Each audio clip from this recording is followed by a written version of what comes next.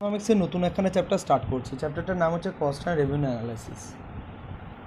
এই চ্যাপ্টারটাকে যদি বুঝতে হয় তাহলে তোর পয়েন্ট অফ ভিউটা রাখা উচিত একটা প্রডিউসারের। একজন প্রডিউসার কী চায়? তার ইকুইলিব্রিয়াম কন্ডিশনসে রিচ করতে। একটা প্রডিউসার্সের ইকুইলিব্রিয়াম কন্ডিশনস কোনটা? যখন নাকি প্রফিটটা ম্যাক্সিমাম হবে তার। তাহলে আজকে যদি প্রফিটটা ম্যাক্সিমাম করতে হয় তাহলে একটা নর্মাল ইকুয়েশন আমরা জানি, সেটা হচ্ছে sale minus cost equals to profit, তাই তো? এই প্রফিট এলিমেন্টটাকে কী চাইছে? ম্যাক্সিমাম করতে। যদি প্রফিট এলিমেন্টটাকে ম্যাক্সিমাম করতে হয় তাহলে সেল আর কস্ট, এই যে দুটো এলিমেন্ট রয়েছে, সেই দুটো এলিমেন্টকে খুব ভালো মতন জানতে হবে। ইভেন এতটাই ভালো মতন জানতে হবে যাতে নাকি এগুলোকে কন্ট্রোল করা যায়। কথাটা বুঝতে পারলি? কারণ এগুলোকে যদি তুই কন্ট্রোল করতে পারিস তাহলে গিয়ে আলটিমেট এফেক্টটা তুই এখানে দিতে পারবি। একটা এক্সাম্পল, আজকে তুই প্রফিটটাকে ম্যাক্সিমাম করতে চাস, আজকে যদি তুই চোখ কান বন্ধ করে তুই সেল প্রাইসটাকে পারফেক্টলি কম্পিটিটিভ মার্কেটে বাড়িয়ে দিস, তাহলে যতটুকুনিও সেল হয়ে তোর প্রফিট আসছিল ততটুকুনিও সেল হবে না। তার মানে আজকে প্রফিটটাকে ম্যাক্সিমাম করতে গেলে তোকে সেল, দ্যাট ইজ রেভিনিউ, আর কস্ট, এই এলিমেন্টসগুলোকে কিন্তু খুব ভালো করে জানতে হবে। কোনো একটা এলিমেন্টকে যদি খুব ভালো করে আমরা জানতে যাই তাহলে সেই এলিমেন্টটাকে খুব ভালো করে আর নিখুঁতভাবে আমাদেরকে কী করতে হবে? অ্যানালাইসিস করতে হবে। অর্থাৎ এই এলিমেন্টের ভেতরে রেভিনিউর মধ্যে কি কি আছে, যেমন প্রফিটটা ডিপেন্ড করে এই দুটো এলিমেন্টের ওপরে, সেল আর কস্টের ওপর, ঠিক একইভাবে যখন আমরা এই রেভিনিউটাকে অ্যানালাইসিস করব তখন আমরা এটা বুঝতে পারবো যে রেভিনিউ কীভাবে রিয়্যাক্ট করে ডিফারেন্ট ডিফারেন্ট সিচুয়েশনসে, রেভিনিউর মধ্যে কি কি এলিমেন্টস আছে। ঠিক একইভাবে কস্ট, এই যে এলিমেন্ট, তার মধ্যে কি কি ব্যাপার আছে ইন ডিটেলসে আমাকে সমস্ত কিছু জানতে হবে। ঠিক কত ধরনের কস্ট হয়, কোন কস্টগুলোকে আমি কন্ট্রোল করতে পারবো, কোন কস্টগুলোকে আমি কন্ট্রোল করতে পারবো না, তার মানে কস্ট রিলেটেড সমস্ত ব্যাপারগুলো আমায় জানতে হবে। তবে গিয়ে আমি এই রেভিনিউ আর কস্ট, এই দুটো এলিমেন্টকে আমি কন্ট্রোল করতে পারবো, এবং কন্ট্রোল করে আমি যে ডিজায়ার্ড প্রফিটটা রয়েছে সেই প্রফিটটা আমি অ্যাচিভ করতে পারবো। কথাটা বুঝতে পেরেছিস? তাই এই চ্যাপ্টারটা আমাদেরকে খুব ধ্যান দিয়ে এবং বুঝে বুঝে বুঝে বুঝে পড়তে হবে। কার পয়েন্ট অফ ভিউতে? একজন প্রডিউসার্সের পয়েন্ট অফ ভিউতে। কারণ এইটাই হচ্ছে মেন জিনিস, আর এইখানে রিচ করতে গেলে এই দুটো জিনিস আমার দরকার আছে। আর এই দুটো জিনিস যদি আমার ভালো করে কন্ট্রোল করতে হয় তাহলে এই দুটো জিনিসের ওপর যত কনসেপ্ট আছে সেই কনসেপ্টসগুলোকে কিন্তু অ্যানালাইসিসের থ্রু আমাকে জানতে হবে, বুঝতে হবে, যাতে নাকি আমি এগুলোকে কন্ট্রোল করতে পারি। ঠিক আছে? আচ্ছা, তাই এই চ্যাপ্টারটার নাম কি? Cost and revenue analysis. বুঝতে পেরেছিস? আচ্ছা, প্রথমে আমাদের ডিসকাশনস যেই এলিমেন্টটা দিয়ে স্টার্ট করব সেটা হচ্ছে কস্ট। এটা দিয়ে আমরা স্টার্ট করবো। তার মানে আমরা এবার যে ডিসকাশনসগুলো করব তার মধ্যে ডিফারেন্ট টাইপস অফ কস্ট, অর্থাৎ কস্ট বলতে যা বোঝায় সমস্ত জিনিসগুলো থাকবে। ঠিক আছে? আমরা অ্যানালাইসিস করব তারপর, জানার পর। বুঝতে পেরেছিস? কারণ আগে তো আমরা জানবো, তারপর সেটা অ্যানালাইসিস করে আমরা দেখবো যে কোন সিচুয়েশানে কোন এলিমেন্টটা কীভাবে রিয়্যাক্ট করছে। ঠিক আছে, স্টার্ট করি আমাদের ডিসকাশনস তাহলে। Basic concepts of cost of productions. ঠিক আছে, মানেটা কি? The term cost has a wider variety of meanings. It is necessary to have an idea of various concepts of cost in order to have proper understanding of the cost of production. আজকে যদি cost of productions এটা যদি তোকে বার করতে হয়, বুঝতে হয় এটার মানেটা কি, তাহলে ডিফারেন্ট টাইপস অফ যে কস্ট রয়েছে সেই কস্টগুলো সম্পর্কে আমাদের কনসেপ্ট ক্লিয়ার করতে হবে। ঠিক আছে, যাই হোক, এবার আমরা ডিফারেন্ট টাইপস অফ কস্টগুলোকে দেখি, খুব ভালো করে বুঝবি।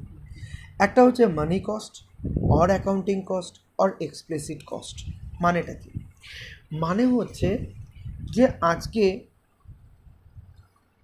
একটা business organisation, that is manufacturing unit, তার প্রোডাকশনস অ্যাক্টিভিটি করতে গেলে যেই খরচগুলোর জন্য তার পকেট থেকে টাকা বাইরে বেরিয়ে যাচ্ছে সেই ধরনের কস্টগুলোকে বলা হয় এক্সপ্লিসিট কস্ট।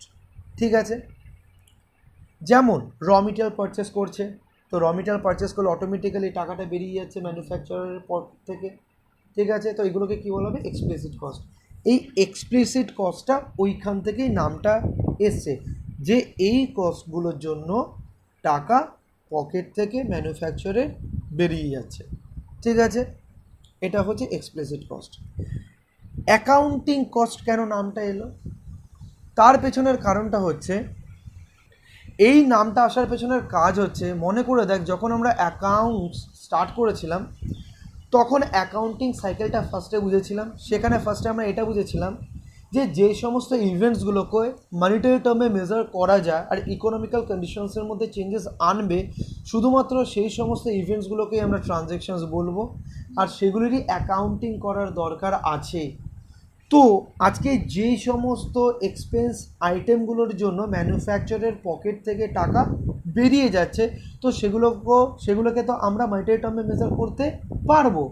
ঠিক আছে, আর যেহেতু মনিটারি টার্মে আমরা মেজার করতে পারবো, তাই সেগুলোর আমরা কি করব? অ্যাকাউন্টিং করব। সেইখান থেকে এই নামটা এসছে অ্যাকাউন্টিং কস্ট। বুঝতে পেরেছিস? আচ্ছা, নেক্সট হচ্ছে মানি কস্ট। মানি কস্ট কি মনিটারি টার্মে মেজার করা যায়, এর জন্য এইটা ওইখান থেকে এই নামটা এসছে, that is money cost or accounting cost or explicit cost. বুঝতে পারলি? তার মানে কি বুঝলাম, যে কস্টকে যে অনেক ভাগে ভাগ করা যায়, তার মধ্যে একটা হচ্ছে গিয়ে এই এক্সপ্লিসিট কস্ট বা মানি কস্ট বা অ্যাকাউন্টিং কস্ট। ঠিক আছে, একবার পড়ে নিই। Money cost refers to money expenses which the firm has to incur in purchasing or hiring the factor services। অর্থাৎ আজকে যদি একটা প্রোডাকশন ইউনিটকে তার প্রোডাকশন কাজটা করতে হয়, যে ফ্যাক্টরস অফ প্রোডাকশনসগুলো রয়েছে সেগুলোকে হায়ার করতে বা পারচেস করতে যেই টাকাগুলো পে করতেই হবে, সেগুলোকেই বলা হবে money cost or accounting cost or explicit cost. বুঝতে পেরেছিস? কোনো অসুবিধা আছে? এইখানে money payments made by the firm to the owners of various factors in purchasing or hiring the factors services required in the productions of a commodity is known as explicit cost। Normal জিনিস, আজকে যখন তুই কোনো কিছু একটা productions করতে যাবি, যে ফ্যাক্টরস অফ প্রোডাকশনসগুলি দরকার আছে সেগুলো হায়ার করতে গেলে বা পারচেস করতে গেলে যে টাকাটা তুই পেমেন্ট করবি সেটাকে বলা হবে এক্সপ্লিসিট কস্ট। ওই একই ব্যাপার, দুটো ডেফিনিশনসই সেম। এইবার শুনবি আচ্ছা, প্রথমে আমরা ইমপ্লিসিট কস্টটা বুঝবো, তারপর আমরা ইকোনমিক কস্টে আসবো। ইমপ্লিসিট কস্টটা কি বোঝ? এক্সপ্লিসিট কস্টের জন্য কি হয়, প্রডিউসারের পকেট থেকে টাকা ট্যাঞ্জিবল ওয়েতে বেরিয়ে যায়। ইমপ্লিসিট কস্ট মানে বিজনেস অর্গানাইজেশনস থেকে কিন্তু কোনো টাকা বেরোয় না, বা প্রডিউসার্সের পকেট থেকে কোনো টাকা বেরোয় না, কিন্তু এটাও একটা বিজনেস অর্গানাইজেশনসের জন্য একটা খরচ। একটা এক্সাম্পল দিই, ধর আজকে মল্লিকা একখানা বিজনেস খুলবে, এবার বিজনেসের জন্য ও একটা দোকান খুঁজছে। ওদেরই একটা দোকান রাস্তার ওপর রয়েছে। যখন মল্লিকা ওর মাকে বললো যে মা, আমি তো একখানা এরকম বিজনেস করব, দোকান খুঁজছি, তাহলে আমাদের যে দোকানটা রয়েছে সেই দোকানটা আমায় দাও না। তখন ওর মা বললেন কি যে ঠিক আছে, তাহলে এই দোকানটার মধ্যেই তুই তোর বিজনেসটাকে স্টার্ট কর। কথাটা বুঝতে পারলি? আজকে যদি জিজ্ঞাসা করা হয় মল্লিকাকে যে মল্লিকা, তুই যখন বিজনেসটা স্টার্ট করলি তোর কোথায় কোথায় খরচ হলো, মল্লিকা বলবে র মেটেরিয়াল কিনেছি, দুটো স্টাফ রেখেছি, তাকে অ্যাডভান্স পে করতে হয়েছে, আরও অনেক কিছু বলল। যদি ও এটা না বলে যে দোকানের পেছনেও আমার এত টাকা রেন্ট হিসেবে আমি খরচ ধরছি, যদিও বা কোনো খরচ আমার হচ্ছে না, কারণ মাকে তো আর রেন্ট আমি পে করবো না, কিন্তু তবুও আমাকে যখন আমার প্রোডাক্ট বা সার্ভিসের আমি কস্টটা ডিটারমাইন করব, তখন এই কস্টটাকেও আমায় ধরতে হবে। কারণ আমি যদি আমার দোকানটা না নিয়ে অন্য কোনো একটা দোকান নিতাম তাহলে তো রেন্ট আমায় পে করতে হতো, কিন্তু যেহেতু এটা ওন্ড বাই, মানে আমি ওন্ড করি, তো সেই কারণে এই ফ্যাক্টরস অফ প্রোডাকশনসের জন্য আমাকে কোনো রকম খরচ করতে হচ্ছে না, কিন্তু তবুও এটাকে বিজনেসের একটা এক্সপেন্স হিসাবে কনসিডার করতে হবে। কথাটা বুঝতে পারলি? তো এই যে ধরনের এক্সপেন্সেসগুলো রয়েছে সেগুলোকেই বলা হয় ইমপ্লিসিট কস্ট। বুঝতে পারলি? কারণ যখন তুই প্রোডাক্ট বা সার্ভিসের প্রাইসটা ডিটারমাইন করবি তখন কিন্তু এই কস্টটাকেও তোকে ডিটারমাইন করতে হবে। কেন? কারণ অন্য কোনো জায়গায় যদি তুই প্রোডাক্টটা বা এই দোকানটা নিতি তাহলে কিন্তু তোকে রেন্টটা পে করতেই হতো, তখন সেই রেন্টটা কিন্তু সেই প্রোডাক্ট কস্টের মধ্যে ঢুকিয়ে প্রোডাক্ট প্রাইসটা ডিটারমাইন করতেই। তাহলে ইমপ্লিসিট কস্টের ডেফিনেশনসটা একবার দেখে নে। Implicit cost refers to the imputed or estimated, that is not actual, actual নয় কিন্তু এস্টিমেটেড। কেন? কারণ এটার জন্য তো তোকে টাকা দিতে হচ্ছে না তোর মাকে, তুই ধরে নিচ্ছিস যে আমি এরকম একটা জায়গাতে অন্য কোনো একটা দোকান নিলে এতটা দিতে হতো, যেটা আমায় দিতে হচ্ছে না যেহেতু এটা আমাদেরই দোকান। তো তার মানে সেই estimated value of inputs owned by the firm and used by it in its own production unit. বুঝতে পেরেছিস? আরেকবার পড়ি। Imputed cost refers to the implicit cost refers to the imputed or estimated value of inputs owned by the firm and used by it in its own production units. বুঝতে পেরেছিস? কোনো রকম অসুবিধা আছে? আচ্ছা, এরপর এখানে ইকোনমিক কস্ট। ইকোনমিক কস্ট যখনই ইকোনমি ওয়ার্ডটা আমার মাথায় স্ট্রাইক করে তখন বলতে আমি কী বুঝি? ইকোনমি বলতে কী বোঝায়? যেখানে টাকা পয়সা আছে সেটাই তো ইকোনমি। তার মানে ইকোনমিক কস্ট বলতে বোঝায় একটা বিজনেস অর্গানাইজেশনসের টোটাল কস্ট। তাহলে টোটাল কস্টের মধ্যে এক্সপ্লিসিট কস্ট, ইমপ্লিসিট কস্ট, তার সাথে নর্মাল প্রফিট, এগুলো সবই তো থাকবে। এইবার তোদের মনের মধ্যে একটা কোশ্চেন আসবে। কি কোশ্চেন জানিস? দাদা এইখানে তো আছে কস্ট আর এইটা তো হচ্ছে প্রফিট, তাহলে ইকোনমিক কস্টের মধ্যে তো শুধুমাত্র এক্সপ্লিসিট কস্ট আর ইমপ্লিসিট কস্ট থাকা উচিত, এখানে প্রফিটটাকে কেন ঢুকিয়ে দিল? এটা একটা লজিক, এটা একটা কোশ্চেন, ভ্যালিড কোশ্চেন। এইটার পেছনের লজিকটা হলো ভালো মতন বোঝ। আজকে আমাদের যে ফ্যাক্টরস অফ প্রোডাকশন, এই ফ্যাক্টরস অফ প্রোডাকশনসের মধ্যে কি লাগে? Labour, land, capital, organisation. ঠিক আছে? লেবারকে যেটা পেমেন্ট করিস দ্যাট ইজ ওয়েজেস, এটা এক্সপ্লিসিট কস্ট ইনক্লুডেড থাকে। র মেটেরিয়াল কেনার ক্ষেত্রে যেই পেমেন্টটা করিস সেটা এক্সপ্লিসিট কস্টে ইনক্লুডেড থাকে। ক্যাপিটালের মধ্যে এক্সপ্লিসিট কস্টেও থাকে, ইমপ্লিসিট কস্টেও থাকে। আজকে অর্গানাইজেশন অর্থাৎ আজকে যে এন্টারপ্রেনিয়ার অর্থাৎ যে পুরো বিজনেসটাকে রেগুলেট করছে দ্যাট ইজ ওনার, আজকে উনি তো রিস্ক নিয়ে এই বিজনেসটা করছেন আর পুরো বিজনেসটাকে উনি ম্যানেজ করছেন। তাহলে এই রিস্কটা যে উনি নিচ্ছেন তার পরিবর্তে উনি কি ডিজার্ভ করেন? Risk premium. সেই রিস্ক প্রিমিয়ামটাকেই তো বলা হয় নরমাল প্রফিট। সেই রিস্ক প্রিমিয়ামটাকেই কি বলে? Normal profit. তাহলে এই কস্টগুলো যদি প্রোডাক্ট কস্টের মধ্যে ঢোকানো থাকে তাহলে এইটাকে কি ঢোকানো হবে না? এইটাও তো ঢোকানো হবে, আর এইটাও তো একটা কস্ট, কারণ এইটাও তো ফ্যাক্টরস অফ প্রোডাকশনসের একটা কস্ট। কথাটা বুঝতে পেরেছিস? তো সেই কারণে আজকে যখন আমরা ইকোনমিক কস্টটা পড়ছি তার মধ্যে এক্সপ্লিসিট কস্ট, ইমপ্লিসিট কস্ট, তার সাথে নর্মাল প্রফিট, এই তিনটি এলিমেন্টই কনসিডার করা হয়। বুঝতে পেরেছিস? আচ্ছা, এইবার তাহলে আমরা দেখবো নর্মাল প্রফিট। নর্মাল প্রফিট বলতে কি বোঝায়? কারণ প্রফিট দু ধরনের, একটা নর্মাল প্রফিট, একটা হচ্ছে অ্যাবনর্মাল প্রফিট। নর্মাল প্রফিটটা কি দেয়? Normal profit is defined as the minimum payment which a producer must get in order to induce him to undertake the risk involved in productions। মানেটা কি?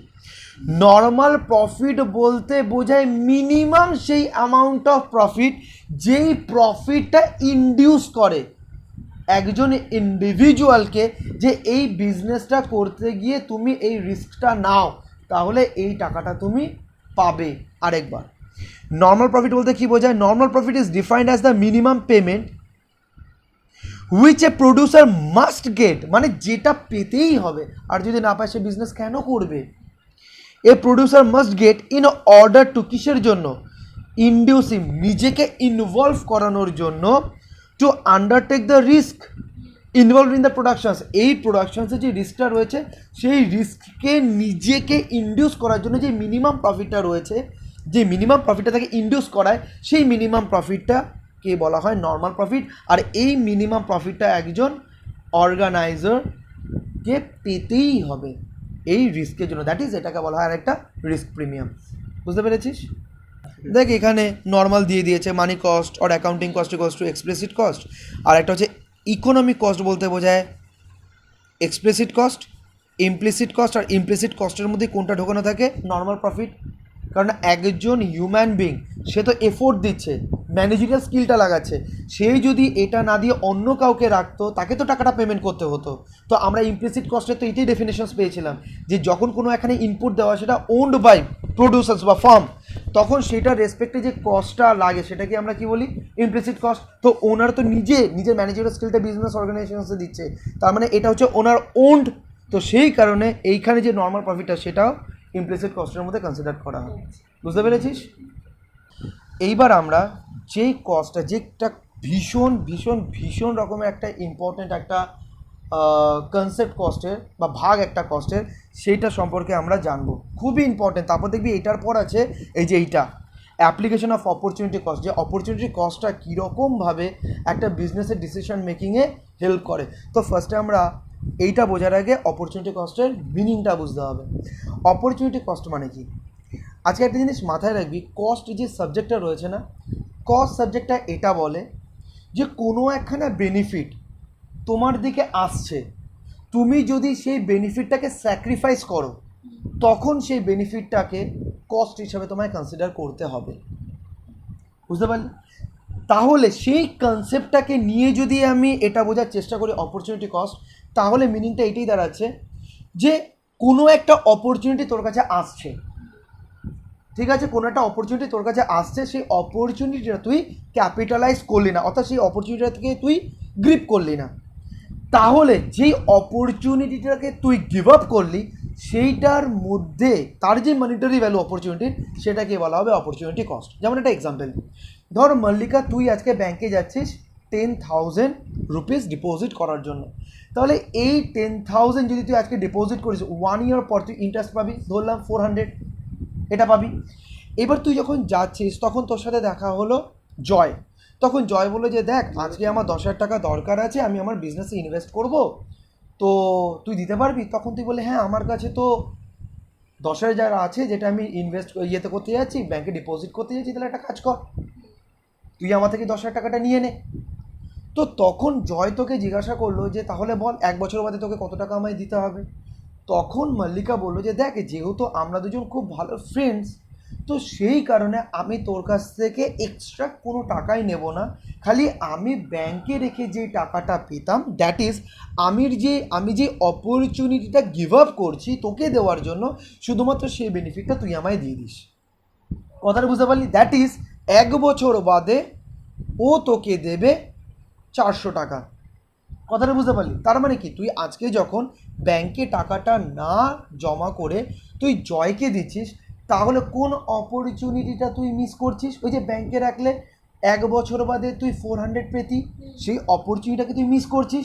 তো যখন কোনো অপরচুনিটি আমরা সেকেন্ড অল্টারনেটিভের জন্য বা কোনো একটা অল্টারনেটিভের জন্য স্যাক্রিফাইস করি, তখন যেই অ্যামাউন্ট আমরা স্যাক্রিফাইস করছি সেটাকেই তো আমরা বলবো কি অপরচুনিটি কস্ট। কথাটা বুঝতে পেরেছিস? আর অপরচুনিটি কস্ট মানে হচ্ছে সেকেন্ড বেস্ট অল্টারনেটিভ থেকে যে বেনিফিটটা তুই পেতে পারতি সেইখানে যেটা তুই ছাড়ছিস সেটাই হচ্ছে কি অপরচুনিটি কস্ট।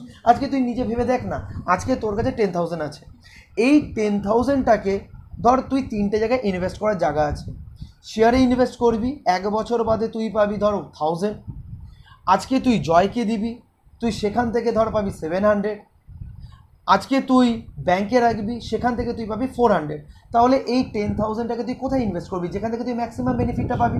তার মানে তোকে যদি 3টা অল্টারনেটিভ দেখানো হয়, তাহলে ব্যাংকে পাচ্ছিস কত? 400 অপরচুনিটি, জয়কে দিলে কত পাচ্ছিস 1 বছর বাদে? 700, তার মানে এইটা হচ্ছে ওর রেসপেক্টে অপরচুনিটি কস্ট। আর আরেকটা হচ্ছে যেটা তুই শেয়ার মার্কেটে তুই ইনভেস্ট করছিস, তার মানে 3টা অল্টারনেটিভের মধ্যে সবচেয়ে বেশি বেনিফিটটা তুই কোথা থেকে পাচ্ছিস? শেয়ার মার্কেট থেকে পাচ্ছিস। তো তার মানে এটার নিচে, এক্স্যাক্টলি এটার নিচে যেই বেনিফিটটা তুই স্যাক্রিফাইস করছিস, কোনটা স্যাক্রিফাইস করছিস? 700 স্যাক্রিফাইস করছিস, যেটা তুই জয়কে দিচ্ছিলি, ঠিক আছে, মানে জয়কে দিলে তুই 700 পেতি, তো 700, আর ইয়েটা হচ্ছে গিয়ে তোর ব্যাংকে হচ্ছে 400। তার মানে আজকে তুই শেয়ার মার্কেটে ইনভেস্ট তখনই করবি যখন নাকি জয়কে যেটা দিচ্ছিস অর্থাৎ সেকেন্ড বেস্ট অল্টারনেটিভ থেকে যেই অপরচুনিটিটা তুই পাচ্ছিস সেখান থেকে তুই একটু হলেও বেশি আর্ন করতে পারবি ফার্স্ট অল্টারনেটিভ থেকে। কথাটা বুঝতে পেরেছিস? এর জন্য অপরচুনিটি কস্টকে আরেকটা নামেও ডাকা হয় কি, সেকেন্ড বেস্ট অল্টারনেটিভ, ওটা রিলেটেড জি কস্ট। কথাটা বুঝতে পেরেছিস? তাহলে একবার পড়ে নি। The opportunity cost of producing any good is the next best alternative good that is give up to produce this good। মানে আজকে যেরকমভাবে আমি ইনভেস্টমেন্টের দিক দিয়ে বুঝেছিলাম, আজকে যদি তুই প্রডিউসার্সের দিক থেকে বুঝিস, তাহলে আজকে এই প্রোডাক্টটা তৈরি করে যদি তোর ম্যাক্সিমাম প্রফিট আসে, তাহলে এইটার নিচে যেটা তারপর প্রফিটটা দিত, দ্যাট ইজ বি প্রোডাক্টটা তৈরি করাটা। তার মানে বি প্রোডাক্ট তৈরি না করে তুই এ প্রোডাক্টটা তৈরি করছিস, তার মানে বি প্রোডাক্টটা তৈরি করে যদি তুই বিক্রি করতি তাহলে যে বেনিফিটটা তুই পেতি সেই বেনিফিটটা তুই পাচ্ছিস না। সেই কারণে ওই যে সেকেন্ড বেস্ট অল্টারনেটিভটা গিভ আপ করে যে তুই যেখানে টাকাটাকে লাগাচ্ছিস সেইটার হবে অপরচুনিটি কস্ট, ওই সেকেন্ড বেস্ট অল্টারনেটিভের যে বেনিফিটটা তুই গিভ আপ করছিস। কথাটা বুঝতে পেরেছিস?